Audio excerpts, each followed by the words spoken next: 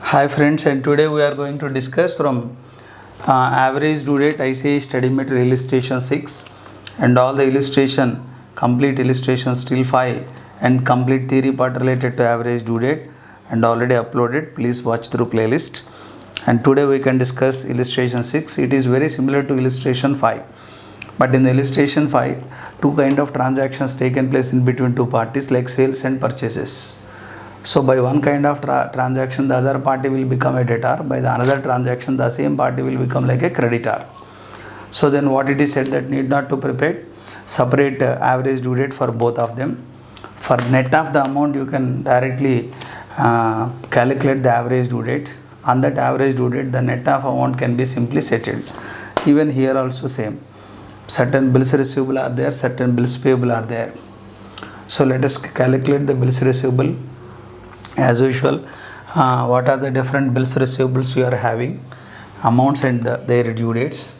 One date you can select as a base date. This is common number of days from base date to due date and product. The base date for bills receivable what we have taken, we can take the same base date to bills payable also. Why? Because while applying the formula there is only one base date, so that you cannot select the second base date for bills payable and you have to continue the same base date here and you can continue the same. As usual, like same earlier, average due date is equal to base date plus difference in products divided by difference in amounts. The number of days will be added. Automatically the average due date will come. On that average due date, the net amount, difference amount to be settled without any loss of interest to both the parties. Very simple to handle. Let us check it. Manoj had the following bills receivables and bills payable against Sohan. Calculate the average due date when the payment can be received or made without any loss of interest. So, and 1, 2, 3, 5 bills are given related to bills receivable.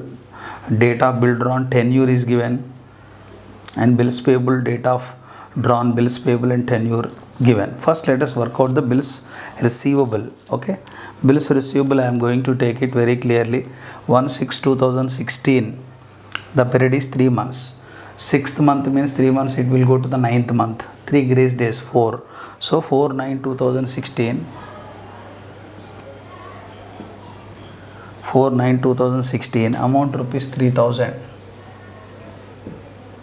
And very simple. Come to the next one, 5/6. Very importantly, 15th August is a public holiday. If any due date fallen on public holiday, the payment should be done preceding day. Moreover, it is mentioned that 6th September is a unforeseen holiday. So if any due date fallen on 6th September, the payment truly it should be done on 7th September. Okay, right. So next 5/6/2016. And this is 2500 bill, 3 months bill. Again 6th month means plus 3 months, 9th month, 3 grace date, 8/9/2016. 8/9/2016. Of course this amount is 2500. Okay, come back to the third. 9/6/2016, 1 month. 6th month plus 1 month means 7th. 9 plus 3 grace days, 12. 12/7/2016. 12/7/2016, amount here it is 6000. Come to the fourth bill, 12/6/2016. This is 2 months bill. 6th month plus 2 months, it will be 8th. 12th 3 grace days. If you add 15, 15/8 means 15th August, but it is a public holiday, so payment should be done preceding days. Therefore it will be 14/8/2016. 14/8/2016. Of course the amount here it is given 1000. Come to the next bill drawn, 26/2016. This is 3 months bill. 6 plus 3 months means it will be 9. 3 grace days added, 20 plus 3, 23. 23/9/2016. 23/9/2016. And of course amount here it is 1500. That's all. We know the due date and we know the amount. We can select one date as a base date. We can calculate the number of days and we can go to the product. But out of these, any date you may select it, but common date should be there for receivable as well as payable. But better to take the earliest date out of the given dates. If you check it out of all the given dates, it look like this one is the earliest date. So you may select like base date is equal to 12/7/2016. Obviously 12/7/2016 to 12/7/2016 it would be 0, no doubt. And come back to the first one. 12/7 in the sense 7th means July. July 7 in the sense July 12th means in the July 19 days are there. In the July 19 days are there. August 31 days. September 4. Okay, so and of course the total here it would be 54. Total number of days 54. And come to the automatically this is 4, this is 8. Only 4 days to be added. I can say here simply the number of days it would be 58. Even if you can add, you will get the same. Same it will be 19 plus 31 plus 8. That's all. Earlier 4, here it is 8. This is already done 0. Come to the next one. So in the July there are 19 days. This is August 14. So therefore number of days 33. And come to the last one. So this is September 23rd. So this is in the July 19, August, September 23, and the total it would be 73. Number of days and amount you can multiply to get the product. So 54 into 3000 is equal to 1,62,000. 58 into 2500 is equal to 1,45,000, and of course it would be 0. This is 33,000, and lastly that 73 into 1500 1,09,500.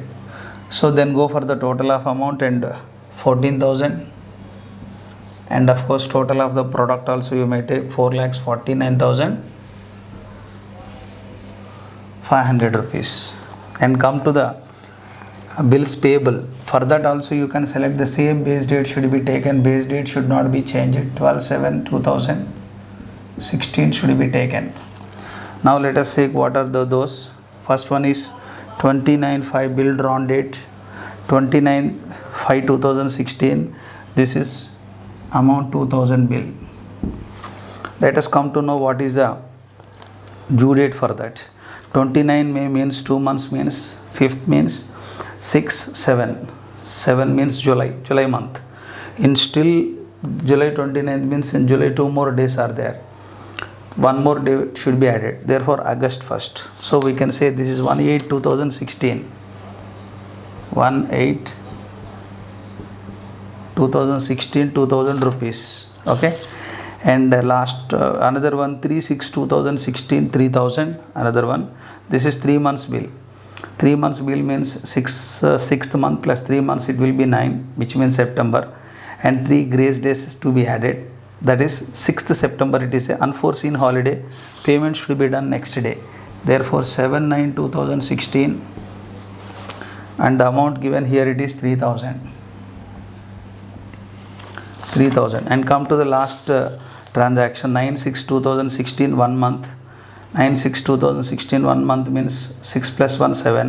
3 grace days, that is what 12/7/2016. 12/7/2016, and of course here the amount involved is 6,000 rupees. Okay, now again we can go to the base date. Of course is same, July 12th to from this date you have to calculate. In the July 19 days are there. Next August 21 days are there, and totally it would be sorry, this is what this is not correct, not say this is 1st August. Okay.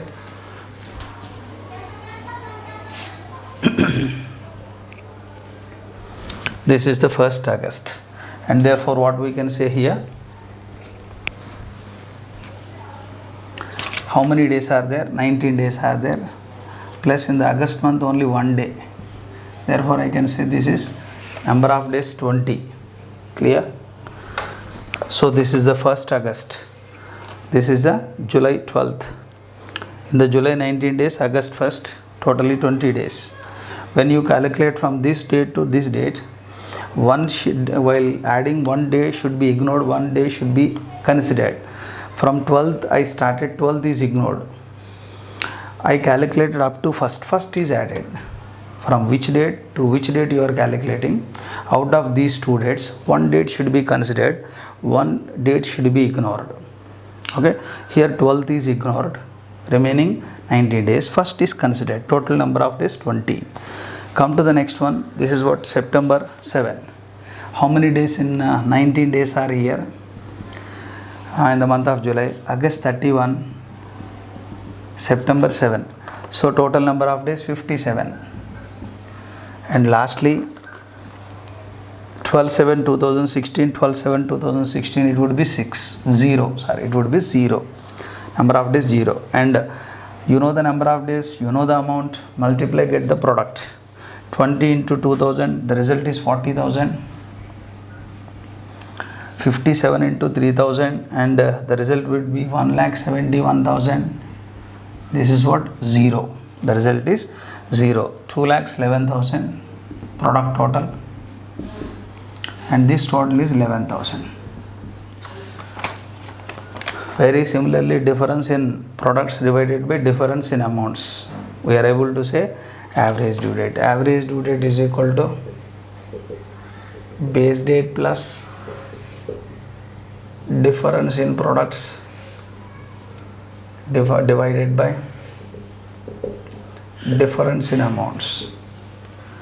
Okay, difference in products. Base date we can say that 12/7/2016 plus 4,49,500. Receivable product is more, payable product is less.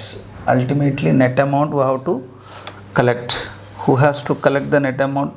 And Manoj has to collect the net amount from Sohan. On which day you have to calculate? 4,49,500 minus 2,11,000 divided by bills receivable amount 14,000 minus bills payable amount 11,000, and therefore 12/7/2016 plus, write the numerator part, 2,38,500. So denominator part is 3,000. Therefore 12/7/2016 plus, and if you divide it by, it would be 79.5 days. You may take that 80 days to add to know the average due date. Check it, how many days? 80 days to be added for which date? July 12th. In July, how many days to we can add? 19 days. 19 days, 61 days are there. August, 31 days you can add. September, 30. Okay, and therefore we can say that, and payment should be done on September 30. On September 30, what is the net amount? Rupees 3,000 rupees. Net of rupees 3,000 should be collected by whom? And Manoj. From whom? Sohan. The net amount to be collected from Manoj from the Sohan. On this date, if the net amount is collected, there will not be any loss of interest to both the parties. If delay takes place, and they have to pay and Suraj should pay the interest to the Manoj. Okay. If delay is not taken place, need not to pay any interest, not Suraj, Sohan. So Sohan need not to pay any interest to Manoj, and straight away 3,000 principal amount only can be paid. If delay takes place, and Sohan is supposed to pay the interest to Manoj, and this is a simple way. This is what we call reciprocal bills, what we call average due date related to reciprocal bills, receivable as well as payable. This is examination point of view, very very important, how to handle the sum whenever it is given like a reciprocal bills. Okay, bye.